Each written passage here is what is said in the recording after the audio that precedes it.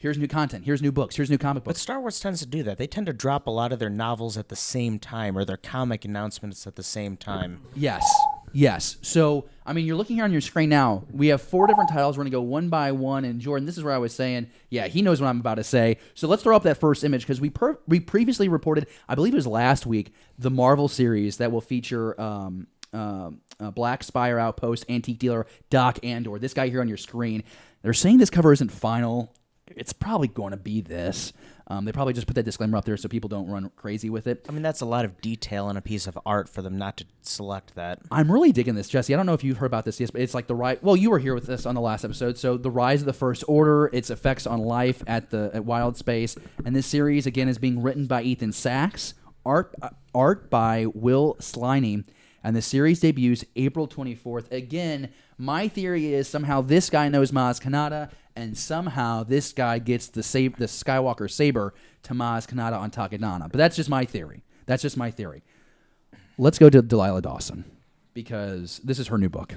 We just found out about this, and I need to take a break from reading. So, David, can you tell us about author Delilah Dawson's new book? So, she's the gal who wrote Phasma and Perfect Weapon. Phasma, I'm told, is a really good book. I don't think I've heard much about Perfect Weapon. It's about a bounty hunter that we get in Takodana. Did you read that one yet? I have not yet read that one. She's done other contributions as well. This book to me sounds incredible. It's being dubbed the prequel to the Disney Parks experience, which makes me wonder if it'll lead directly into Episode 9. I'm really excited for this one because I love how they're taking all of this content and now focusing it around the experience at the Disney parks, which will open up later. Is that this spring or is it next spring? It's this year. We're getting it this year. Awesome. So this particular book, General Leia Organa dispatches her top spy to Batuu in a desperate search for Resistance allies. And this is going to come to us on September 3rd. Through her Twitter account, though, the author, Delilah Dawson, announced another Star Wars project she's working on. It's the Skywalker Saga. Yeah, we have an image of that, too, I believe. Okay. Yeah. And her tweets speak for themselves. Did you lose your place? I can take over. I didn't lose, but yeah. No, you're fine. So this is the second book that she's writing, and this was funny because there was actually Star Wars had tech issues this week. Everyone's having tech issues in the Star Wars community, but they were trying to unveil this on the Star Wars show, and there were issues with getting that online, which they do a great job. Anthony Carboni is on that show.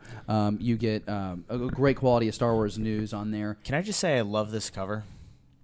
Oh, I yeah, love it's the great. Big It's Vader really- helmet with yeah, Luke it's really standing good. in front, the X-Wings on the side. Well, you know what's interesting is it's going to go through episodes 1 through 6, I believe, where it's from the perspective of the Skywalkers. So, like, you're going to be going through, I mean, I understand I think you're going to go through, like, episode 4 as Luke. You're going to go through 5 as Luke. Can 6. she just skip episode 1? Because I really don't want to hear about young Anakin building sand castles and hating on sand. I'm really going to be excited to hear what, like, Andy Gutierrez has to say about this on the Star Wars show. I still haven't gone back and listened to the episode, but I'm sure she has a really hot take about this whole situation as far as this book is concerned. I think it's great. I think it's going to be awesome, and I think that perspective could be pretty valuable as a fans. I mean, it's kind of like from like a certain point of view, right?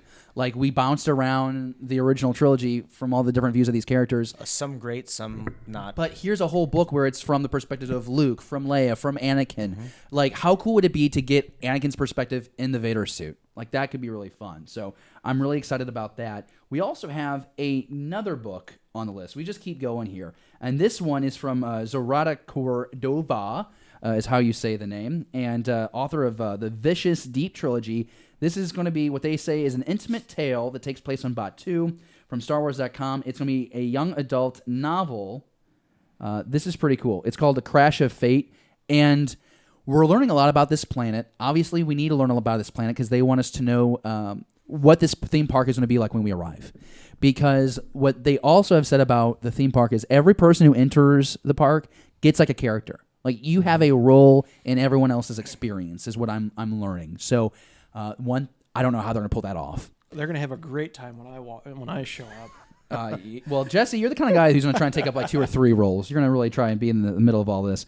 But we get a little bit of some synopsis with this. I don't know why that word's so tough, but we get these 2 characters in the book, Izzy and Jules. They're best friends until Izzy's family abruptly left Batuu when she was 6. And now she picks back, and Jules, the boy who never left, is unsure what to make of her While on the run from vengeful smugglers and an angry pirate, the two friends will come to terms with who they are and what they mean to each other. This book drops August 6th. Really excited for that book. And I don't think we mentioned, but that second Delilah Dawson book, the Skywalker Saga, that's going to drop September 3rd. Just want to make sure I went back to that and clarified. All of these books are considered canon, right, Yes. David? Yep. All these books are considered canon. And so is the experience at the theme park.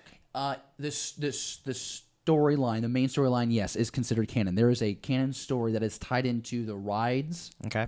and your overall experience there, which I'm not sure how they're going to pull off. You know, and Jesse and I had this conversation quite often, where it's just like it's getting harder and harder to keep the canon straight because so much gets added into it. And Disney's original statement was everything is canon, but now we're learning like Forces of Destiny might not be canon, and some of these really young adult books might not be canon. That's why they need me as their lore master. Well, that's why you technically have Pablo Hidalgo in the storytelling group. Yes. You know? I say technically on that one. Are you insinuating that you're Pablo, not happy hire with me. their... Well, no, I just say that because we know that the story group, from what we've been allowed to know, is they're more like consultants for directors and writers. Is here's a story. Can we fact check this to make sure that this doesn't complicate anything? Oh, okay, yeah, it doesn't.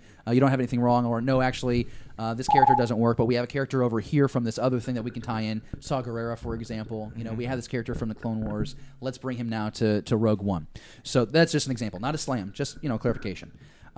We have one more book that excites us, and I will say this though about this last one, A Crash of Fate. Kind of sounds Lost Stars-ish.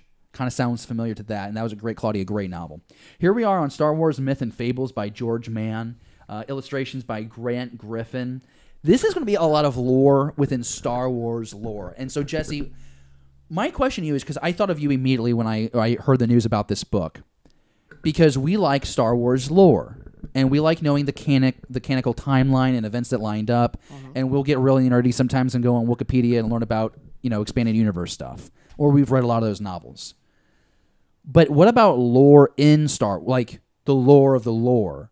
Is that something that interests you? Of like the fairy tales and poems kids in Star Wars would have heard from their parents? Well, yeah, and a good example of this is in Rebels when Dave Filoni mentions Tor Vizsla and the history of the Darksaber.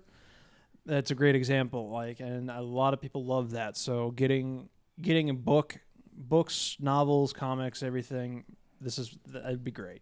It really would. It expands the universe. I think on some level, it gives people ideas. Yeah, I am totally a big fan of, if you think you have a great fan fiction that you want to try to get published or turn into something, this is how you build that. As a fable.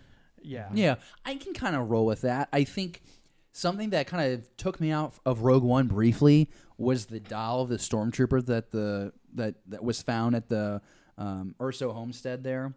And I was like, oh, that's weird, because it's like action figures in Star Wars. Like, that's something that we have. Like, it's merchandise that we have. But then it's like, okay, well, wait. Again, this is a similarity. How this galaxy works is the kids have to have things to play with. They have to have things to engage them. So that makes sense. And merchandising. And merchandising, right? The Empire needs to fund the Death Star. The Empire needs to fund this Navy fleet. It needs to fund a better, weapon for their stormtroopers. The E-11s are faulty, So it makes sense it's starting to make more sense to me that this would happen. I'm just not sure how I feel about okay, so we have the Knights of the Round Table, and this lore is going to be a Jedi who fought this dragon creature in the space. I'm just making a guess of what one of these tales will be. I think it'll be interesting, and I think it's a book that I see Jesse picking up.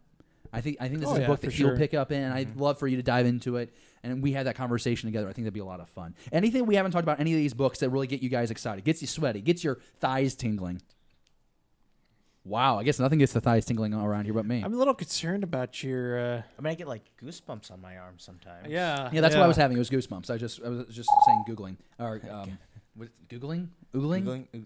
What were they doing? I think he's having a stroke. I needed water, if anything. What do you think about all these books that we got? Let us know down in the comments below. Thank you for watching Beyond the Blast Doors. Be sure to subscribe to our channel. Don't forget, give us a thumbs up and leave a comment.